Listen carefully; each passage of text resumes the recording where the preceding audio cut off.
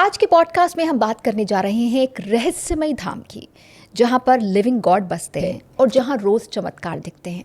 हम डिकोड करेंगे यहाँ के देवी तत्व को, साथ ही देवी सुभद्रा की उपस्थिति यहाँ पर उनके भाई बलराम के साथ क्यों है, जबकि आमतौर पर कृष्ण भगवान तो राधा जी के साथ दिखते हैं।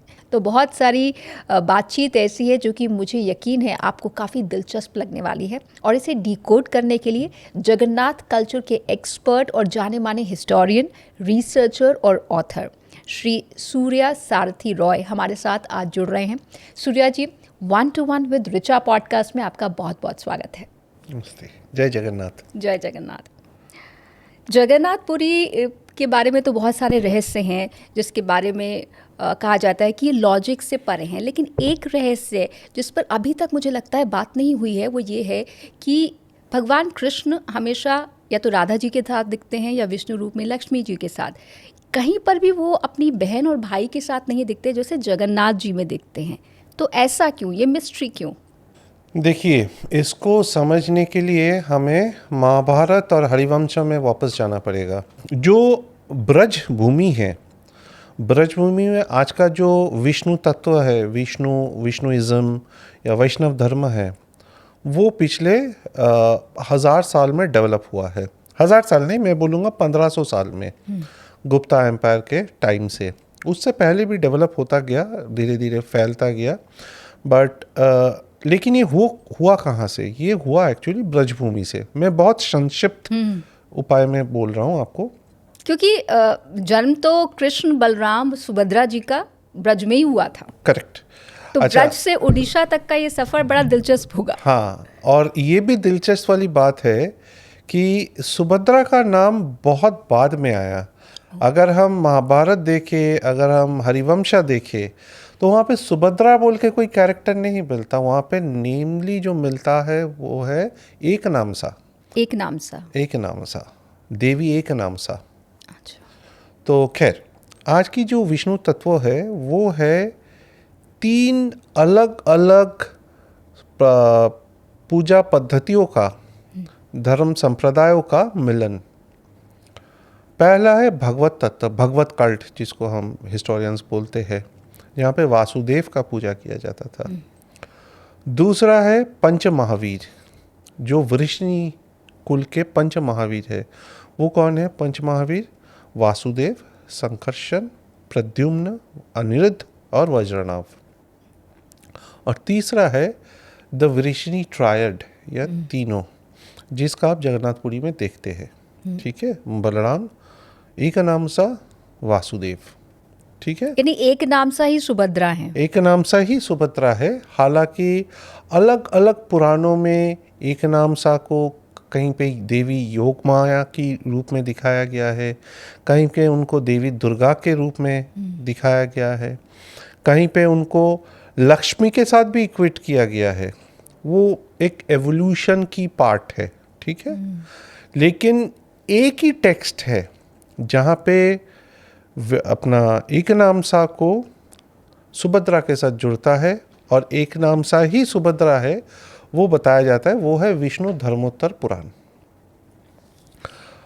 अब जब ये तीनों का मिलन हो गया और भगवत तत्व जो है वो आगे बढ़ता गया, तो धीरे धीरे धीरे धीरे मान लीजिए 5वीं शताब्दी से उड़ीसा में प्रवेश करना चालू कर दिया। हालांकि कुछ हिस्से तो प्रवेश कर गया था पहली फर्स्ट सेंचुरी सेकंड सेंचुरी तक, बट प्रकट होना चालू हुआ उसका आपका मान लीजिए 5वीं शताब्दी से। मैं इसलिए पहली शताब्दी बोल रहा हूँ क्योंकि उदयगिरी खंडगिरी जो भुवनेश्वर के बाहर है, वहाँ पे महामेघवर्णा आयरक खारावेला जो जैन किंग थे, बहुत लेजेंडरी खारावेला, उनका एक इंस्क्रिप्शन है, हाथी गुम्फा इंस्क्रिप्शन। हाथी गुम्फा इंस्क्रिप्शन में उनका 14 साल का कर्मकांड का विवरण मिलता है, लेकिन उसमें 2 अहम चीज़ मिलता है। एक अखंड भारत का उल्लेख, भारत भूमि का अखंड भूमि का, पहली शताब्दी में, कितना पहले? हाँ, 2000 साल। और दूसरा, वो अपने आप को कृष्ण के साथ वो कंपेयर करते हैं। अच्छा, समझने वाली बात ये है, जो लोगों को मालूम नहीं है, जैन धर्म में भी महाभारत है, जैन धर्म में भी हरिवंशा है। तो जैनों के अंदर कृष्ण कोई नया तत्व नहीं है, वो भी उसी को मानते हैं।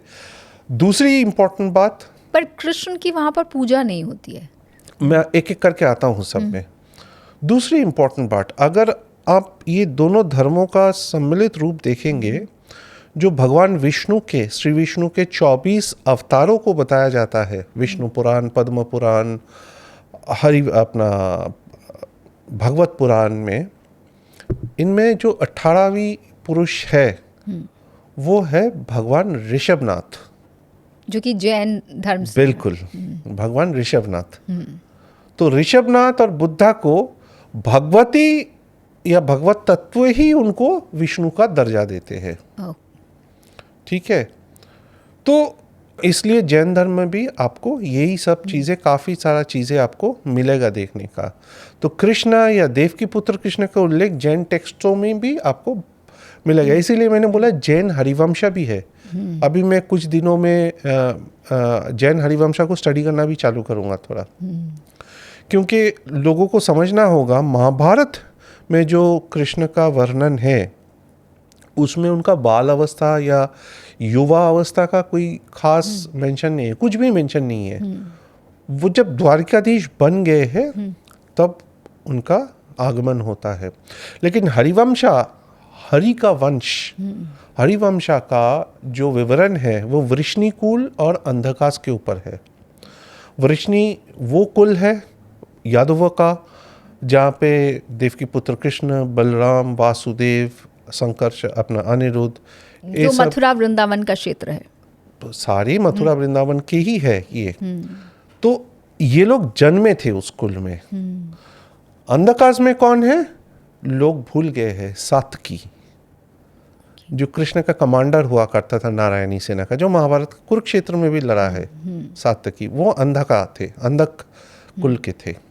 खैर, एक ये अंडरस्टैंडिंग हो गया। मैं एक थोड़ा सा बैकग्राउंड आपको देने के लिए, दर्शकों के लिए बता रहा हूँ। दूसरी इंपॉर्टेंट बात, आप अगर हमें देखना पड़ेगा श्रीमद् भागवत पुराण में। श्रीमद् भागवत पुराण में 2 ब्रांच निकलता है। सबसे ऊपर है पुरुषोत्तम कृष्ण। पुरुषोत्तम कृष्ण से एक शक्ति निकलता है संकर्षण, जिसको हम बलराम के नाम से जानते हैं, मोस्टली पूजा मिलता है। और वृष्णि कुल में मैंने पहले संकर्षण का नाम बोला है। जी। बलराम कहीं पे नहीं मिलता, संकर्षण मिलता है। संकर्षण इज द मेन तत्व। संकर्षण से उद्भव होता है सदाशिव का, सदाशिव या परमशिवा जिसको हम बोलते हैं। और उस सदाशिव से निकलते और एक शिव जिसको हम, आप और मैं पूजा करते हैं। जो शिव का हम पूजा करते हैं उनके ऊपर और एक शिव है, सदाशिव, एज पर भागवत पुराण में बता रहा हूं। दूसरा ब्रांच निकलता है वासुदेव का। वासुदेव से निकलते हैं प्रद्युम्न, अनिरुद्ध, बज्रनाभ, जो कृष्ण के वंशज हैं। कृष्ण के वंशज है। संकर्षण का जो तत्व है ये है सदाशिव, और शिव को हम गुरु तत्व मानते हैं, इसलिए संकर्षण तो उनके ऊपर है।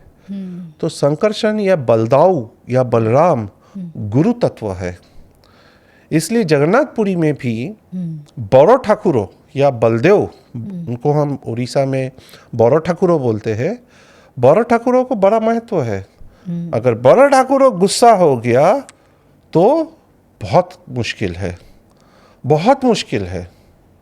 पिछले मेरे ख्याल से 2 या 3 साल पहले की बात है, जब अडप मंडप विजय हो रहा था, जब महाप्रभु रथ से उतर के गुंडीचा मंदिर के अंदर जा रहे थे शाम को, उस टाइम बलभद्र जी गिर गए थे दैतास के ऊपर। तो उससे बड़ा खलबली मच गया, क्योंकि लोगों को टेंशन हो गया कि आप कुछ अनहोनी होने वाला है। नाराज हो गए वो गुस्से में आके। बलदाव का गुस्सा मतलब बहुत भयंकर है। क्या होता है जब गुस्सा हो जाता है, ये तो वही जाने। नहीं, पहले प्रेसिडेंट्स क्या है? पहला प्रेसिडेंट्स तो बहुत कुछ है, वो तो भीम को भी मारने पहुंच गए थे। अच्छा, महाभारत के अनुसार। खैर, मतलब कॉन्सेप्चुअली मैं बता रहा हूँ तत्वों के अनुसार। तो अब ये तीनों, मतलब ये सारे मिल के आते हैं, भगवत कल्ट डेवलप होता है, जो ब्रजभूमि से निकलता है और धीरे धीरे साउथ, वेस्ट और ईस्टर्न इंडिया में फैलता है। ईस्टर्न इंडिया में, मतलब उड़ीसा में प्रवेश करना शुरू हो गया था, जैसा मैंने बोला, 1ली शताब्दी में। और उसका जो पिकअप स्टार्ट हुआ, वो 5वीं शताब्दी से पिकअप स्टार्ट हुआ। करते करते करते करते लेकिन ये सिर्फ 10 उड़ीसा में ही ये भाई बहन क्यों दिखते हैं कृष्ण जी के साथ? नहीं, बलराम उड़ीसा और में सुभद्रा? नहीं है, मैं उसमें अच्छा, भी बोल रहा जी। हूँ, उसमें बोल रहा हूँ। देखिए, ब्रजभूमि में आज भी आप जाएंगे तो आपको देवी एकनमसा का छोटा मंदिर मिलेगा। आप लेकिन ये लोग नहीं जानते कि ये कृष्ण की बहन है।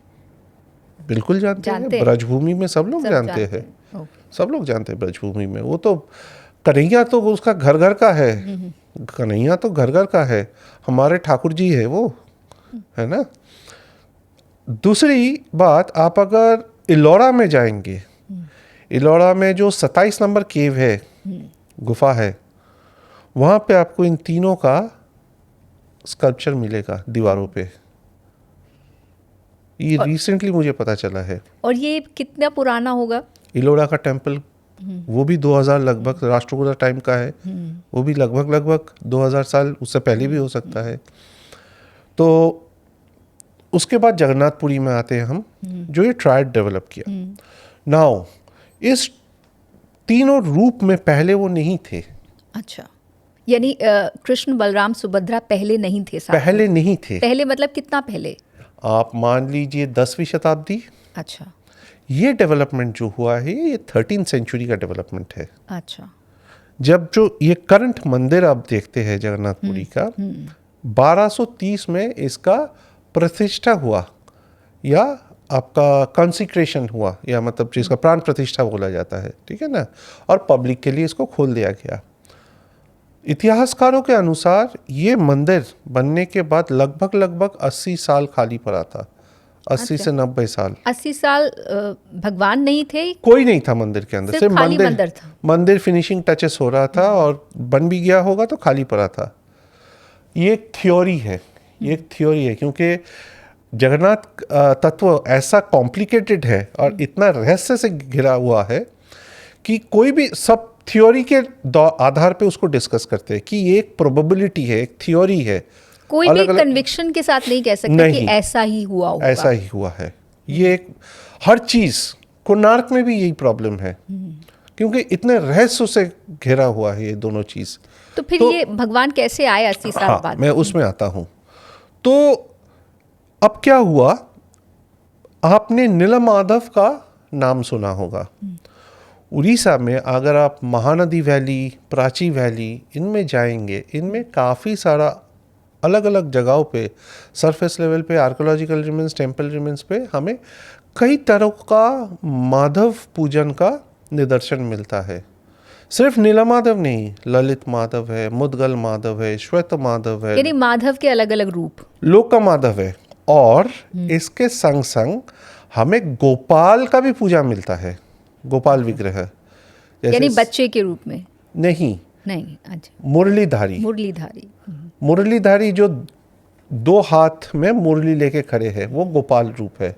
और जो माधव रूप है वो 4 आर्म्ड विष्णु रूप है, शंख चक्र गदा पद्म लेके। करेक्ट। तो अब जैसे खीरचोरा गोपीनाथ, गोपाल रूप में गोपीनाथ भी बोला जाता है, साक्षी गोपाल भी बोला जाता है। ऐसे ऐसे अलग अलग गोपाल पूजन भी मिलता है।